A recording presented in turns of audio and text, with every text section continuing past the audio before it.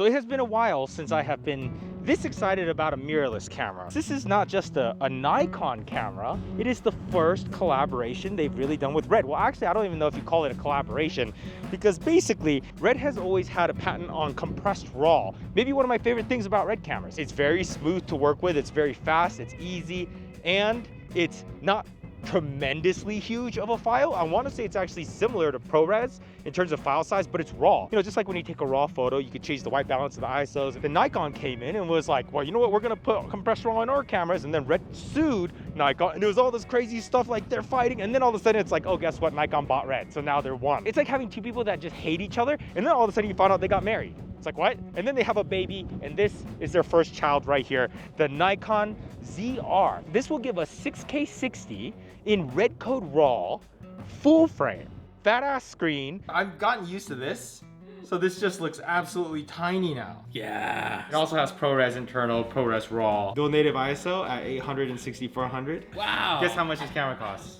Like 5Gs? 5Gs is what you would think, right? Yeah. Whoa, so it's 6K? 6K 60 6K full frame. And you can shoot that with like Nikon's IBIS and autofocus. Well, it's got to be close to an FX3. It's So gonna have to be. It's gonna have to be 3 grand, 35. If it's cheaper, that's it's gonna be tough for everybody. All right, it is cheaper.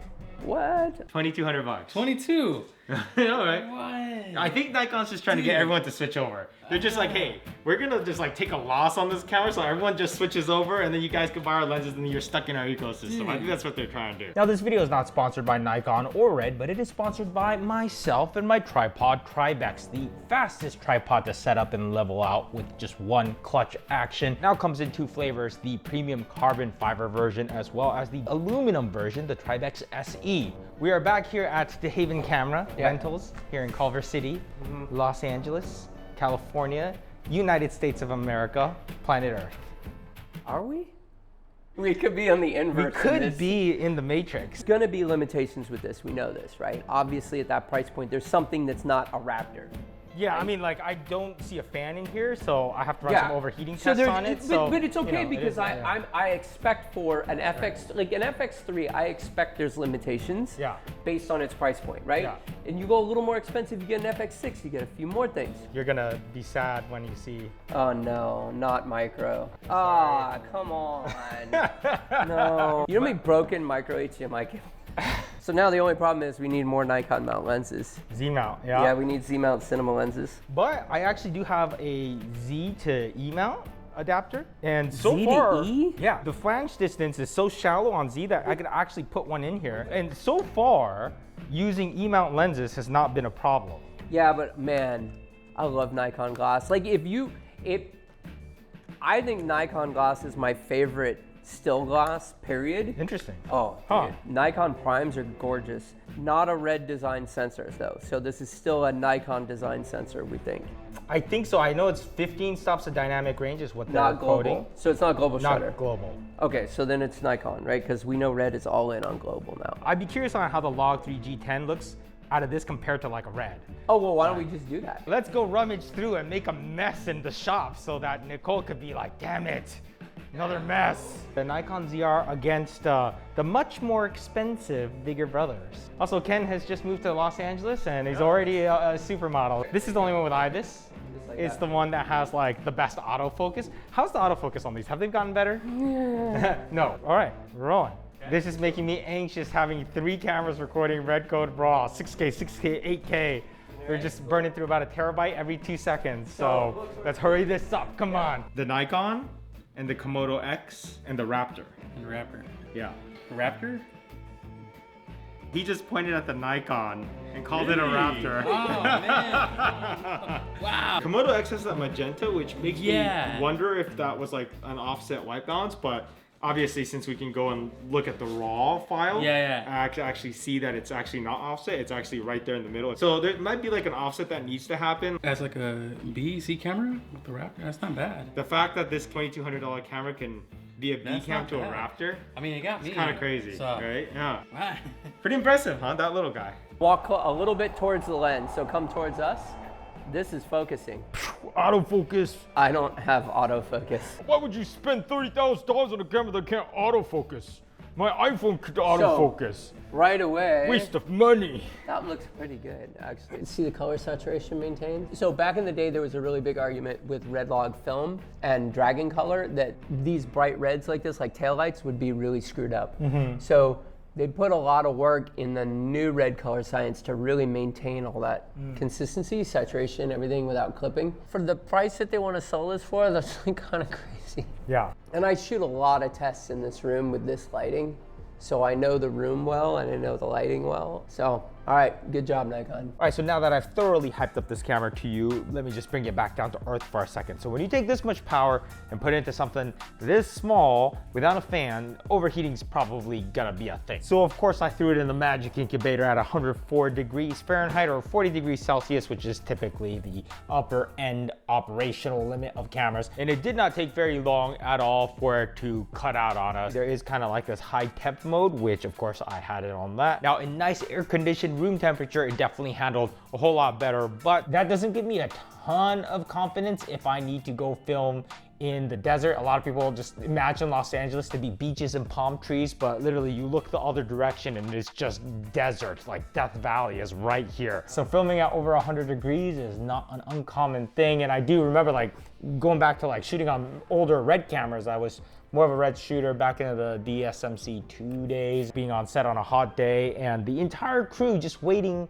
for my Scarlett W to cool back down so we can continue with our filming day. And honestly, I feel like that is the only reason why they felt like they could possibly release this camera at $2,200, because I do think, okay, if they're gonna give us this at 2,200 bucks, what would they give us for double that? Like, what would a $4,500 Z Cinema camera look like? Because that's what I'm really interested in. Another thing that's interesting is that there's variations of Red Code RAW, right? So before it was like 8:1 is where I typically shot a lot out, but then there's 3:1, which is like less compression, and then like 12:1 if you want like smaller file sizes or 60. But anyways, Red simplified it on like the Komodos where it's like LQ, MQ, and HQ. So the 3 variations. But on here it is R3D NE, which I haven't seen before. Seems very comparable to MQ, so it's not just some like super baby version of Red Code. No, it's like solid Red Code. I mean, I wouldn't mind having the option of a lighter or heavier version of the Red Code,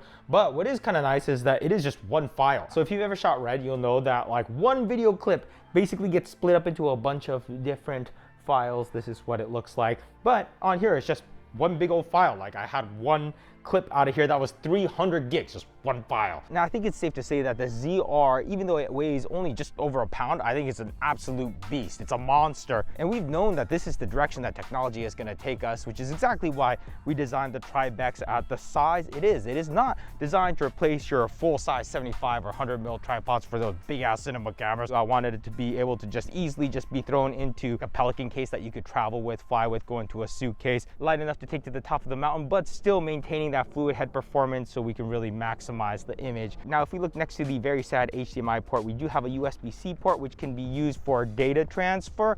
Now, it doesn't show up like a drive like the Sonys or DJIs do, which is what I prefer, but you can still import it using software. But of course, we could use it to also power the camera as well as recharge the battery. And look at this. There's a 1/4-20 with locking pins on this tripod, so I could attach this small rig arm to hold the small rig battery, sponsored by Small Rig. I think this is just a regular Nikon battery, 16 watt hours. I did 4K 24 full frame in Red Code RAW, and it lasted 1 hour and 51 minutes, so almost 2 hours of 4K Red Code RAW on just the stock battery. Super efficient. With this 212 watt hour battery, this thing will last till next century. We won't even be around by the time this thing dies. There's also another accessory mount, a 1/4-20, that goes right here, which would actually track with the head, which is more designed for like a monitor. But this monitor right here, this 4-inch display, definitely makes me need an external monitor less. 1,000 nits, so enough for me to reference the screen, make sure I'm in focus, do what I need to do. And we are literally like right at noon right now. The sun is blasting straight down on this monitor, and I'm able to know that this shot is in focus. This 4-inch screen, I hope, is a trend for mirrorless cameras, because I love having this 4-inch display. Because you think about it, most mirrorless cameras might have like a 3-inch display, and then you would have to attach with HDMI cables and have another thing to power and all that stuff just to get a 5-inch, right? This is right there in the middle between the two. It's easier to be inspired on the spot when you're filming with a nice display. I mean, if you ever shot with a 7-inch display, you know that you're like, whoa, my shot's looking awesome. I mean, in the end, it's the same shot as if you didn't have the monitor, right? But in that moment, it feels a lot more inspiring. You're gonna be able to catch more things in the frame, like, oh, that shouldn't be there, or, oh, I need to clean this up, or whatever. Going from 3-inch to 4-inch doesn't sound like a lot, but an inch makes a big difference, right, Carrie? I don't want to answer that. Especially when that inch is in between your legs. Because today I have been stretching for over 100 days straight, around an extra 6 inches that I can do the splits, which is pretty good. I'm just gonna keep it going though, and hopefully soon I'll be able to just blah, flat out. Shoot, oh, that hurts. But anyways, links down there in the description for the Tribex. This is the SE aluminum version and has a few limitations, like this only has 2 locking positions, and this still does have a counterbalance, but it's not adjustable like the carbon fiber one. My go-to is still the carbon fiber version, but we definitely heard a lot of you say it's out of the price range, so we really designed this to cut the price down in half. Now I'm kind of curious how this camera is as more of like a vlogging camera, or just like you know, you go out with your friends and you want to record stuff. You don't necessarily want to record Red Code RAW. I got this ramp right here, so I'm basically going over to the opposite end of the spectrum. We're shooting in H.265 right now, so a nice compressed format. But the downside of recording in H.265 is that I can't shoot in Red's color science. You can only shoot Red's color science if I'm shooting R3D, so in the RAW format. In here, I'm shooting in Nikon's log, so N-Log in 10-bit H.265. How's that ramp coming along? I also have the sport stabilization on, so it is IBIS. I must say I have been pretty impressed with Nikon's IBIS though. I mean, it definitely is more effective than say like Sony's IBIS, but it's not as far as Canon's IBIS where you start to get some of that warpiness, right? Like I'm just gonna kind of like wobble around a little bit, and I don't think you'll really see too much wobbliness. Whoa, that wasn't bad. He was going way faster than I thought he was gonna go. Oh my god. No fear. I gotta act tough for the camera, you know, my girlfriend's watching this. So it's interesting, really capable as just like a daily carry, having fun with friends camera, but also can then just flip into like Red Code RAW and then just shoot 12-bit RAW. It's interesting. It's very interesting. One of the fun things about this ramp though is I can keep elevating it to make the jump a little bit more aggressive. Vlogging is a very different mindset from like cinematic filming, right? Where, you know, cinematic filming, you know, record when you need to and you cut as soon as you can. But in vlogging, sometimes you just let it roll. So if I have a half a terabyte card that I have in here right now, I think I could get like 40 something minutes in Red Code RAW in the high setting. But basically here, let's just record for a very long time. Dynamic range test, walking into the shadow, and I'm probably gonna look fairly dark, but can I brighten it up in post? I should be able to. 10-bit log still. 15 stops of dynamic range is what they claim. All right, time for some slow motion. Now we have 60 frames per second in full frame, or we also have 120 frames per second in 4K, but the 4K does have a crop. I believe it's similar to Super 35. I have already played with it a little bit, and I find it to be pretty good. And Nikon's autofocus also. Solid autofocus now. All right. I agree. Go for it. Oh, I was trying to stall there. Woo! You know what I don't like? The mic jack's in the way of the screen swiveling. I wanted to get a low shot and I went to go swivel the screen Yeah. and I couldn't straight up do The it. camera itself is a very minimalistic, simple design. Not that many buttons and switches. Size comparison to the Sony a7 IV. Definitely very flat. Opposed to having like a grip. Battery goes down here on the bottom, and then CFast Express Type B. If you look inside deeper, there is a little micro SD card slot in there. So technically it is dual card slot, but you're not gonna be writing, you know, Red Code RAW to this. But H.265, I've been able to write to this. I do also appreciate that there are some creator-friendly features in here, like the product focus mode. You can switch that mode on and it'll just focus to whatever I'm presenting. And apparently this thing has 32-bit flow audio in here, so I still have to do a little more testing to see how exactly do I get the 32-bit flow. But clearly it just goes to show Nikon is hard at work making a camera that is appealing to us video folks. Now, time for my favorite and least favorite things. I think there's the obvious drawbacks like the no fan and micro HDMI, but I think the thing that I wish it had was the red color science across all the codecs, because right now I don't know if I want to shoot everything in red code raw. Of course you get Nikon log through all the other codecs and it's all right. I feel like Nikon log handles highlights pretty well. I don't really care for what it kind of does in the shadows. It's more of a personal preference, but the red code raw, I do like how that looks on here. And again, I do love red code raw because of how easy it is to edit. I mean, I could edit red code raw on my laptop, no problem. It'll just blast through it. I also wouldn't mind a few more exposure tools like waveform or false color. I mean, we still got histogram. I didn't see any open gate settings, 4:3, so for those of you who really want that. But with all that said, these are small problems considering the power to price ratio. So for $2,200, it's just crazy to me that we're getting red code raw in 6K with Nikon smart features. I mean, if you've ever been like, oh, I would like to try shooting on red one day, like this is basically there. And my favorite thing about it is it feels very pleasant to use, as it's a very well-rounded camera, I would say.